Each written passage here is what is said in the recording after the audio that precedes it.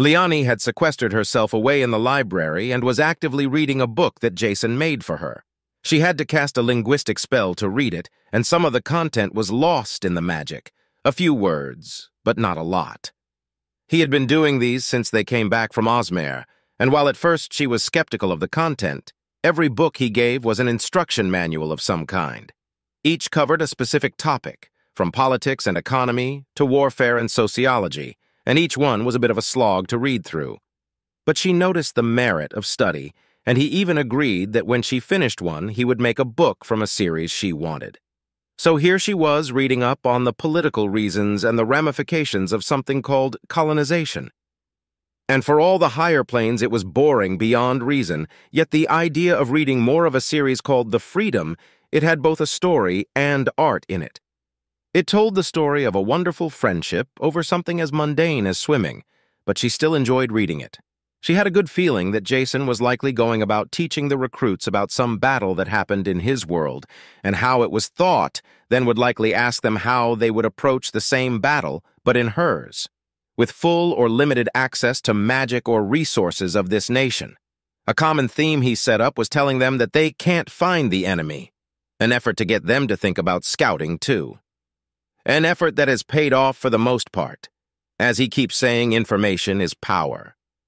Not that she ever disagreed, but the way he explains it makes it seem like he had more access to that information in his world. As she sat there reading, her eyes landed on something she was not ready for, as the gifted sword Jason had given her started to glow.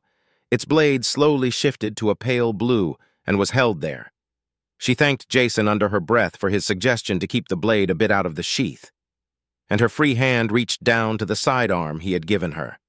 A battle wand he once used as his, but now hid under her dress, luckily for her easy to get to. The Sighauer M17 fit in her hand easily enough, and she ran through Jason's instructions on how to use it. She then scanned the room and spotted an Orcian woman coming in through a window. Leani pulled the weapon free and leveled it on her, summoning some strengthening magic to allow her to use the weapon with one hand. "I recommend you speak quickly," Leani said in a stern voice. The Orcian woman didn't seem surprised, but maybe upset. As she stepped forward, she held her arms out to her sides. "12th Princess Leani, I have come to deliver a warning, one my tribe's shamaness demanded you be aware of," she said slowly as she bowed a bit. "The summoned being you have brought, he must have a child. 50 years after his passing, the world will require his blood again. If not, then the world will fall to the Empire of Night, and all will know nothing but carnage." Leani thought about that answer. Jason will die, and if he has a child, it may or may not have a long lifespan, depending on his partner.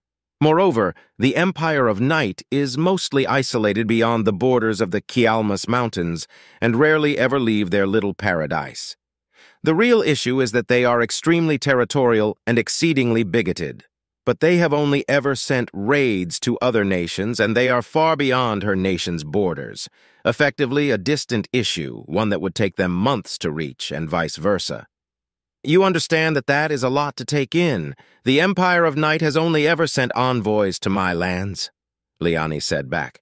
My shamaness says to watch how they react next time to Jason, and all will be clear, the Orcian said, then took a few steps back and leaped back out the window, taking a sprint into the trees at the edge of the estate.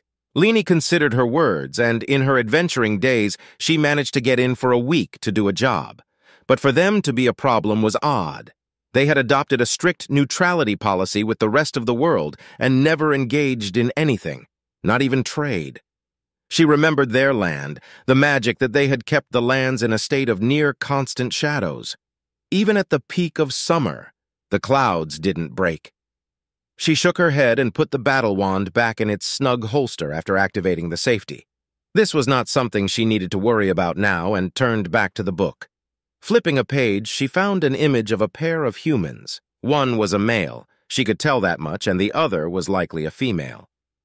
A bit curious about it, she looked more carefully at the woman.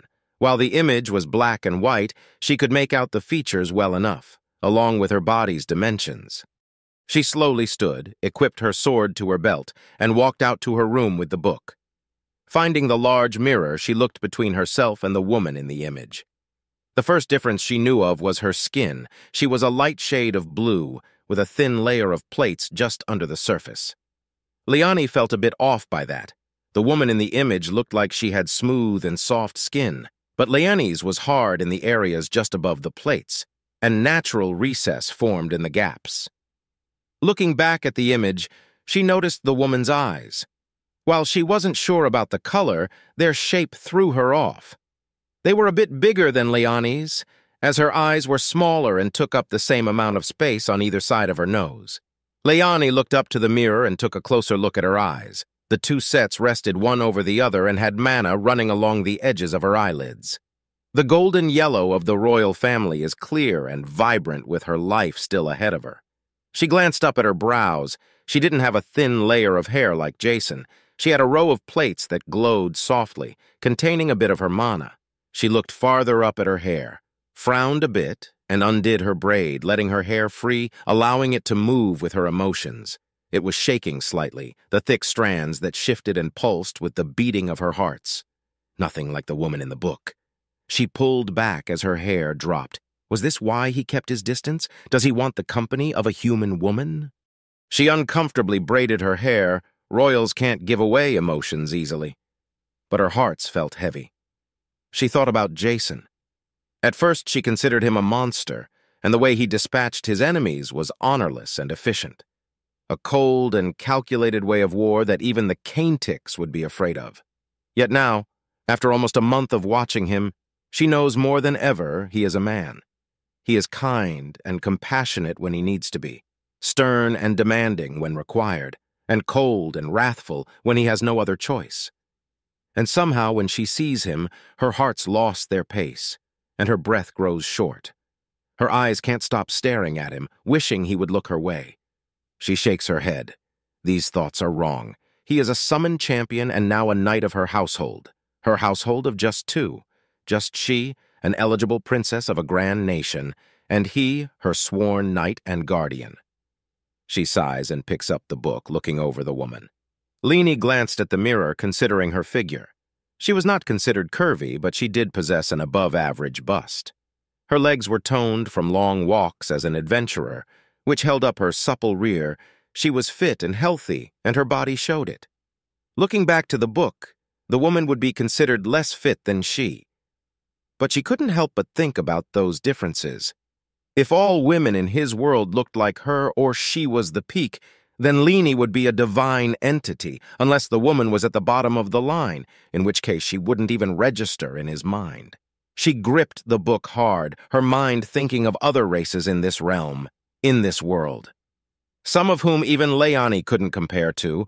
The thought of her losing him to the seduction of someone else was hard on her, and in a fit of anger, she threw the book hard, shattering the mirror.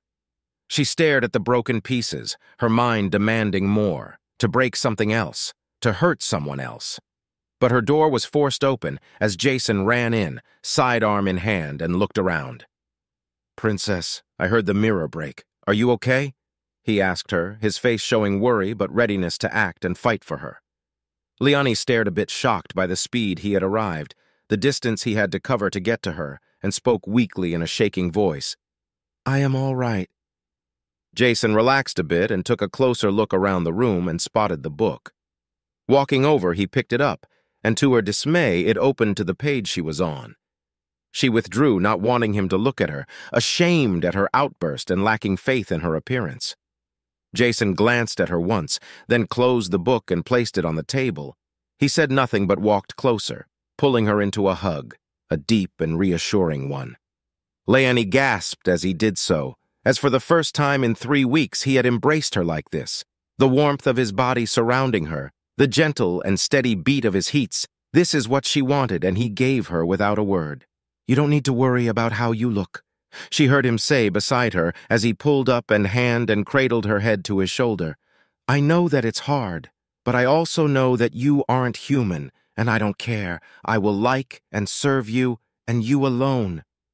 She could tell he was honest, his voice calm and careful, the steadiness of his heart and the measure of his breath. "I am sorry, I know I shouldn't compare myself, but I have missed this closeness, as unconventional as it is." she said slowly, her voice frail at the admission. "It is wrong of us to be so. I am your summoner. You are my summons." She tried to push away, but he didn't release her. "You are wrong." His voice was hurt, and his body flexed to keep her there, to keep her in his arms. "You are my savior. You gave me a second chance at life, and I am happy to give you that life." His hold loosened, and he pulled back so she could see his expression. It was warm and kind, a soft and apologetic smile on his lips. "I am sorry for keeping you at arm's length. I didn't want the recruits to think I was favoring you, as I feared they would bother you to curry favor." "So you aren't avoiding me because you dislike me?" she asked with faltering words. He shook his head, his expression shifting to a reassuring smile, a look of care and compassion. "No, I did want you to be bothered by them, but if you ask, I will make my care of you public to them," he said with a tender voice, his soft tone hold the word in the air between them. Leani felt a wave of relief wash over her. He wasn't hiding from her. He cared about her well-being and gave her space to work as she wished. But she shook her head. It would be wrong to let others see this, their closeness. She was a princess, and he was her summons. "No, just please don't hold back when we are alone." She looked back up at him. His expression was overjoyed, and he leaned in, closing the space between their lips, yet he held shy, the gap but centimeters apart, and spoke a request. "Can I kiss you?" Leani didn't want him to have this, so she kissed him. She would initiate, and it felt right yet forbidden.